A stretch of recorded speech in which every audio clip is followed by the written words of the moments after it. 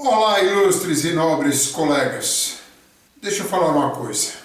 Eu sou o advogado Francisco Carlos da Silva e tenho especialização em direito criminal em atuação no Tribunal do Júri.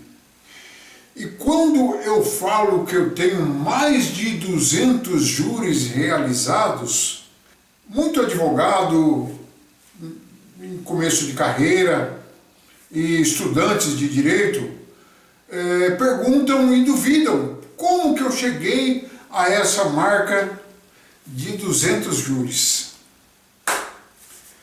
Olha, mas antes de explicar como eu cheguei a este número, eu quero me recordar aqui e me vejo aqui em 1990, no intervalo da Faculdade de Direito de São Bernardo do Campo, onde eu fazia o meu curso de graduação.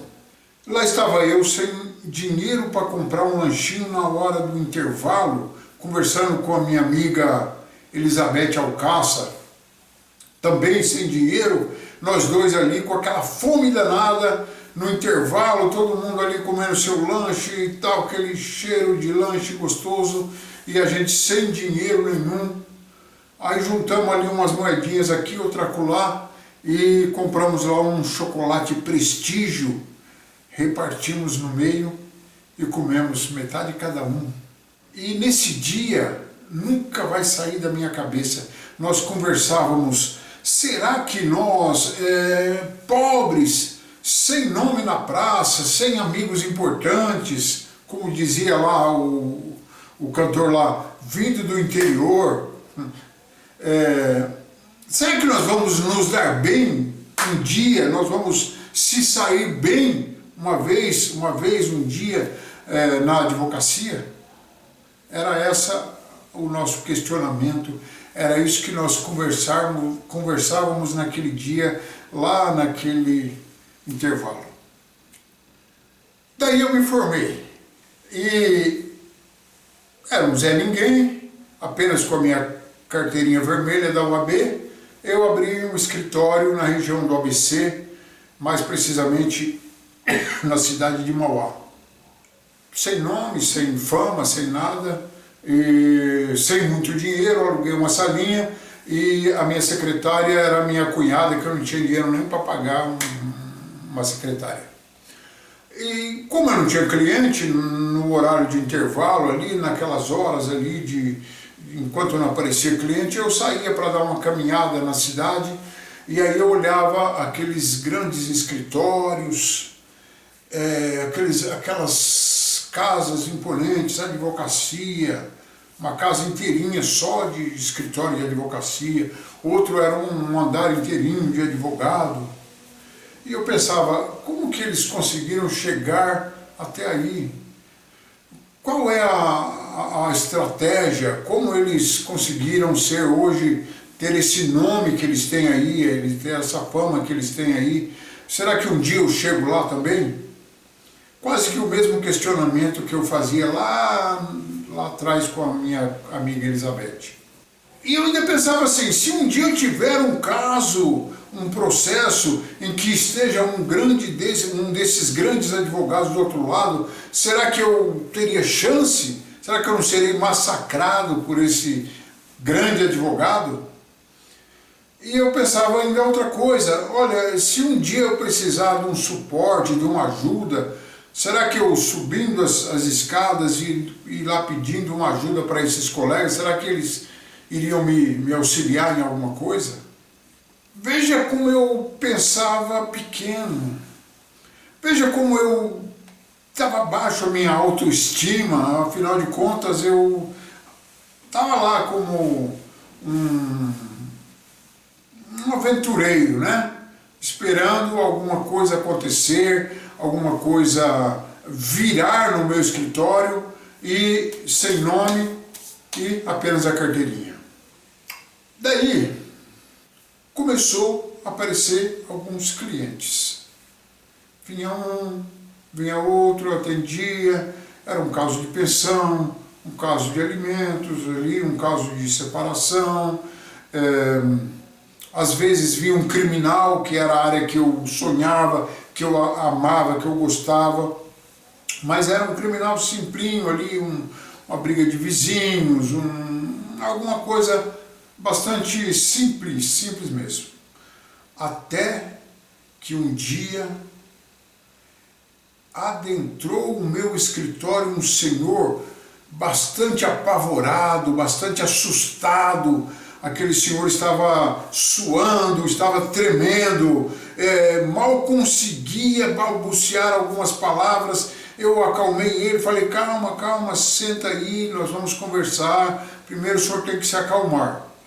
Aí, depois que eu acalmei ele, dei um copo de água e tudo, e eu falei, o que aconteceu? Calma, rapaz. Aí ele falou, a frase que até hoje eu lembro como a frase que mais me impactou na minha carreira. Doutor, eu matei um cara. Pensa bem, eu era recém-formado, nunca tinha pego uma causa criminal de peso. Meus clientes, como eu disse, eram todos casos simplinhos, assim, bem fáceis assim, de um advogado recém-formado resolver, mas lá estava eu com um caso de alta complexidade, lá nas minhas mãos, apareceu na minha frente. Na verdade, por dentro mesmo, eu estava mais assustado do que aquele cidadão que estava ali na minha frente. Mas é lógico, eu não deixei isso transparecer, né? Mas lá estava o meu primeiro grande desafio. E aí eu pergunto, de onde surgiu esse desafio? Do nada. Porta aberta, assim é que às vezes são os desafios nas nossas vidas. Do nada aparece a chance, do nada aparece o problema, do nada aparece o desafio, do nada aparece o gigante. E ali estava em jogo a minha vida profissional. Eu tinha que decidir se eu era um advogado com garra, com vontade, com interesse, com futuro, ou se eu era um saco de batatas. Eu tinha que pegar aquela causa, eu tinha que encarar aquele gigante, eu tinha que vencer aqueles obstáculos. E quais eram aqueles obstáculos? Na verdade eram todos os obstáculos, praticamente todos. Falta de experiência, falta de conhecimento, falta de nome, falta de autoridade mesmo para assumir uma situação daquele grau de complexidade. E sem dúvida eu estava com esse grande problema a ser resolvido. O destino me colocou frente a frente com uma tomada de decisão. Eu poderia ter recusado, eu poderia ter fugido? Sim, é lógico. Só que se eu tivesse fugido, eu talvez não seria um advogado criminalista. Talvez eu iria fazer trabalhista, previdenciário, seria um civilista, um grande civilista, enfim. São tudo áreas boas do direito, mas eu não conseguiria pegar um outro cliente na área criminal. Eu iria ficar com aquele trauma de ter amarelado no primeiro grande desafio. Mas a verdade é que eu aceitei a defesa daquele cidadão. Aceitei, mas sabia que eu tinha que fazer grandes mudanças na minha vida, no meu pensamento, no meu raciocínio. Teria que estudar muito, muito mais ainda, teria que mudar meu comportamento com respeito à minha visão de processos criminais, senão eu estaria colocando em risco a vida daquela pessoa, o futuro daquela pessoa e até o meu próprio futuro como advogado criminal. E foi a partir do primeiro cliente, desse primeiro grande desafio, desse primeiro cidadão que me trouxe um gigante para mim encarar é que tudo mudou na minha vida profissional de advogado. Agora vamos falar dos 200 júris que eu fiz na minha carreira. Aquilo que eu mais temia quando eu saía caminhando lá pela região e vendo aqueles grandes escritórios, era um dia ter que entrar lá pedindo ajuda para aqueles colegas. Eu tinha medo de rejeição, deles falarem, deles rirem da minha cara. Poxa, você não estudou, você não é um advogado, tal. Então eu tinha medo até, eu tinha respeito, tinha admiração e tinha até medo de conversar com esses grandes advogados pedindo ajuda. E exatamente isso estava ali na minha frente. Eu com um caso criminal, de júri, crime contra a vida e precisando de ajuda. Lá na comarca eram apenas 3 advogados, 2, 3 advogados que faziam essa área criminal de crimes dolosos contra a vida.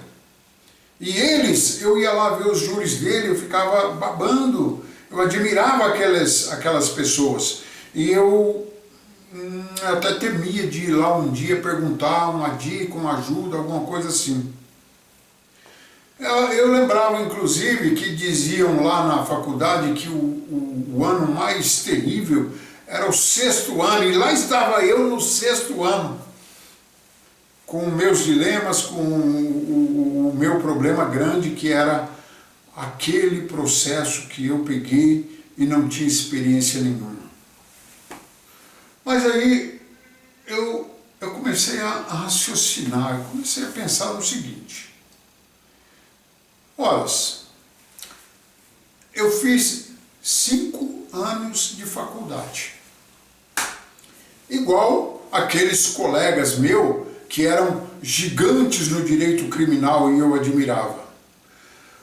Os livros que eles estudaram eram praticamente os mesmos que eu estudei. Talvez a diferença é que eu estudei lá na biblioteca e eles acho que tinham até na biblioteca deles lá do escritório. Mas, na verdade, a doutrina, os livros eram os mesmos. Então, se eu tinha a carteira vermelha igual a deles, 5 anos igual a eles, livros a mesma coisa que eles, então aquela parada era para mim também. Por que eu ia precisar de ir lá, bater palma, adentrar o escritório deles e pedir ajuda? A parada era para mim. E aí, olha a estratégia louca que eu adotei. Eu ia no cartório, ia lá no fórum, pedia processos criminais daqueles advogados e dava uma olhada lá, como que eles se manifestaram, o que eles diziam, qual era a estratégia de defesa deles.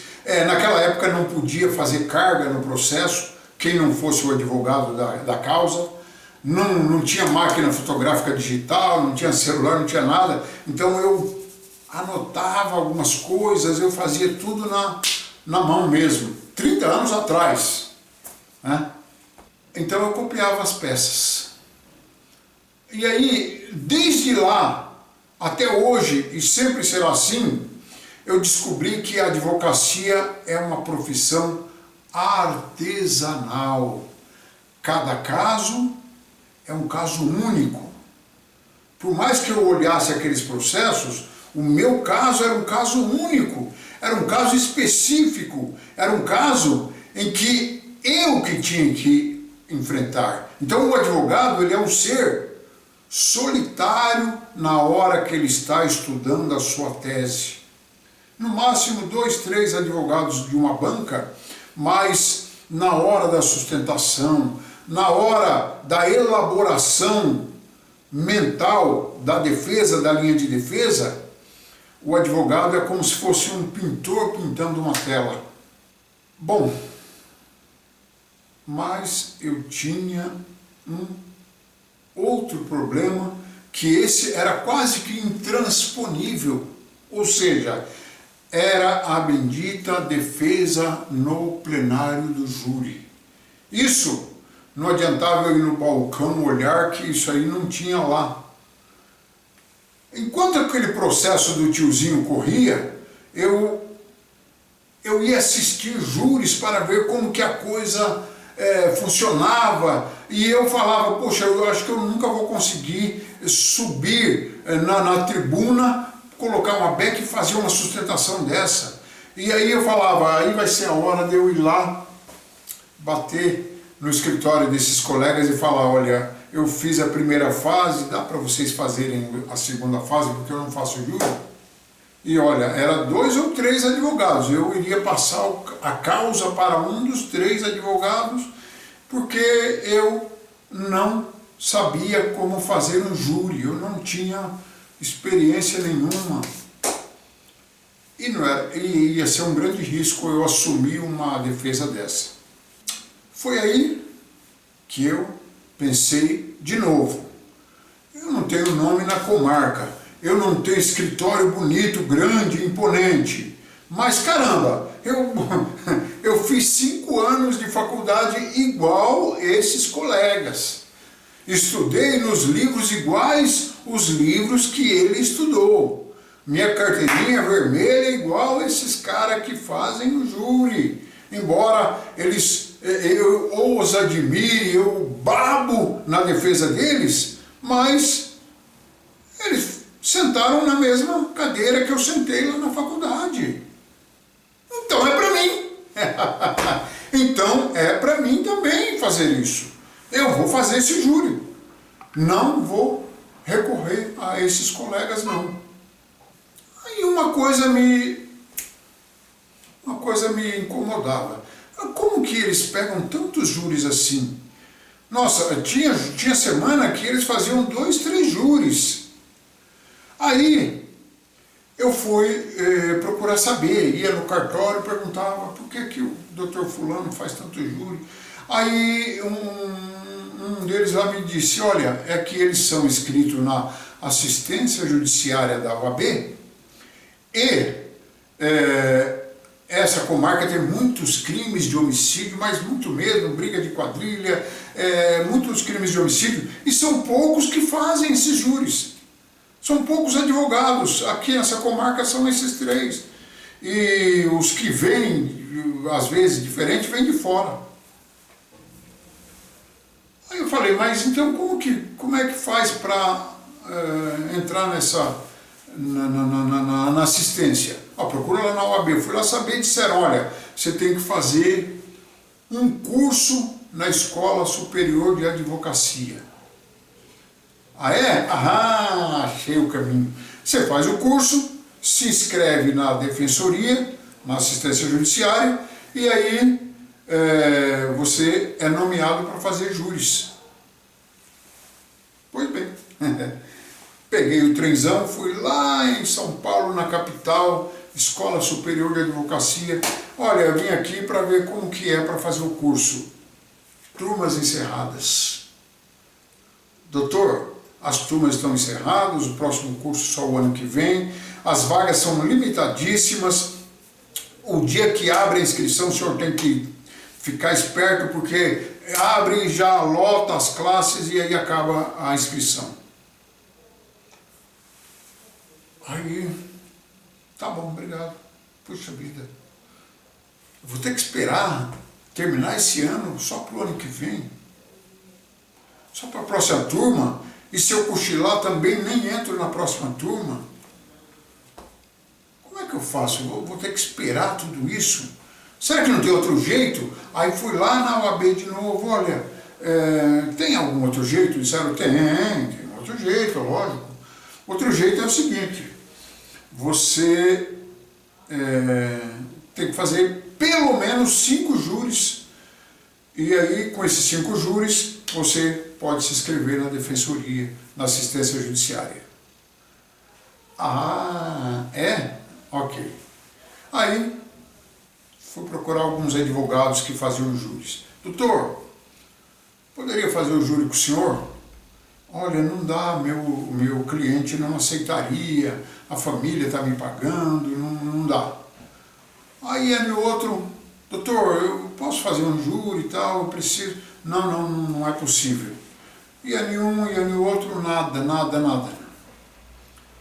Aí fui na comarca vizinha, mesma coisa, não dá. Até que um dia um colega, depois lá mais para frente eu vou homenagear até esses nomes dessas pessoas que me ajudaram.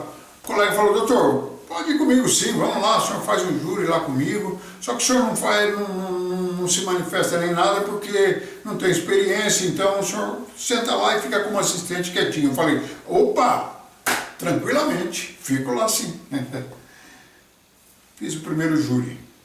Aí vou lá na outra comarca, pulo aqui, pergunto ali, pergunto lá. Aí lá em Santo André, o outro colega falou, doutor, eu tenho um júri dia tal, não se importa, pode ir lá comigo, não tem problema não.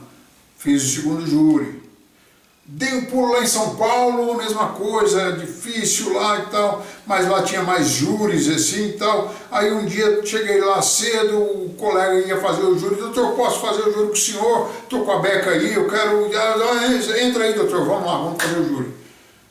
Entrei lá, fiz o terceiro júri, aí mais um tempinho, mendiga aqui, cobra acolá, pergunta acolá. Doutor, faz aqui um júri comigo também. Pronto, 4 júri, daqui a pouco, 5º júri. 5 júris na mão. Aí, peguei aquilo lá, levei lá na UAB, quero me inscrever na assistência judiciária no segmento de tribunal do júri. Tá tudo certinho? Tá tudo. Mandou lá para São Paulo, aí daqui a pouco veio o comunicado, tá aprovado, o senhor está habilitado a atuar no júri.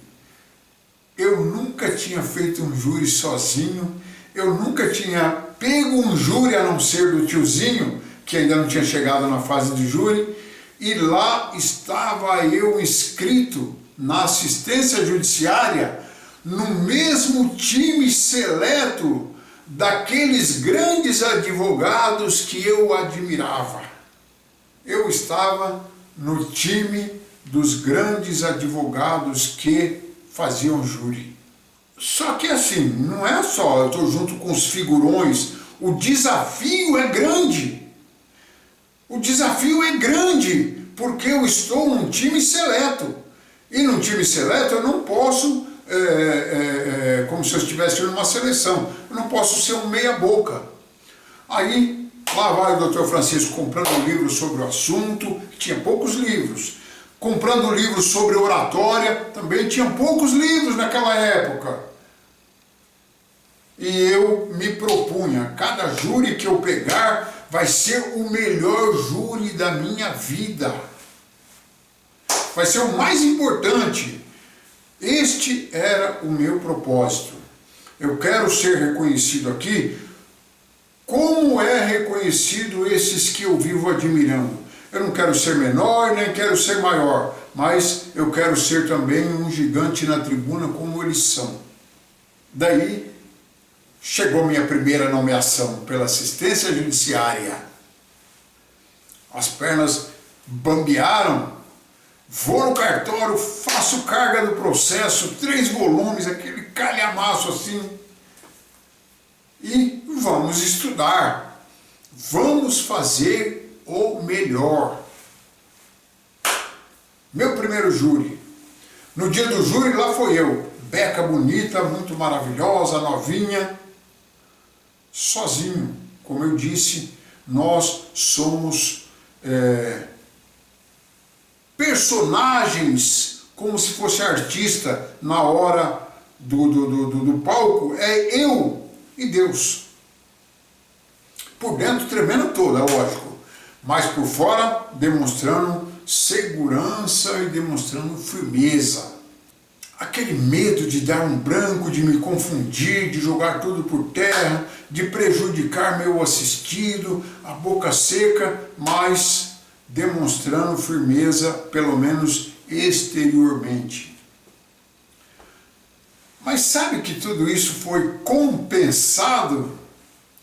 Eu tinha estudado o processo dia e noite. Sabia os nomes de todas as pessoas, de cor e salteado, sabia tudo o que tinha acontecido, de trás para frente, de frente para trás, como era o júri da minha vida. Eu tinha quase que decorado tudinho. Quase nem precisava recorrer lá a papéis.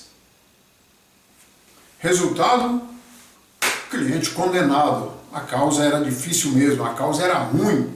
Qualquer advogado que tivesse pego aquela situação não teria tido melhor sucesso. Mas só de ver que na hora da minha fala, aqueles colegas figurões que eu admirava lá na comarca, estavam lá na plateia assistindo. Quem é esse Francisco? Quem é esse cidadão que está chegando aqui agora? E os agradecimentos do juiz e do promotor ao final do júri, tudo isso me serviu de combustível e eu cheguei à conclusão naquele dia, naquela hora, eu estou no caminho certo. Daí para frente, colegas, nunca mais parei. Se naquela época era tudo muito difícil, muito complicado, um pobre advogado sem banca formada conseguiu, praticamente sem recurso nenhum, que era o meu caso, agora é muito melhor ainda, é muito mais fácil ainda você conseguir, porque agora tem os recursos tecnológicos. A defesa do júri, meu amigo, meus colegas, é uma obra artesanal. Nós somos como se fosse um artista fazendo uma escultura ou pintando um quadro. Naquela hora em que nós colocamos a beca e subimos na tribuna da defesa, nós ficamos um gigante. É como se nós fôssemos um alpinista que tivesse conseguido escalar o Everest. Ilustre colega, tenho certeza que o dia que você fizer um júri, você vai sentir toda aquela adrenalina que eu senti há 30 anos atrás e nunca mais vai parar.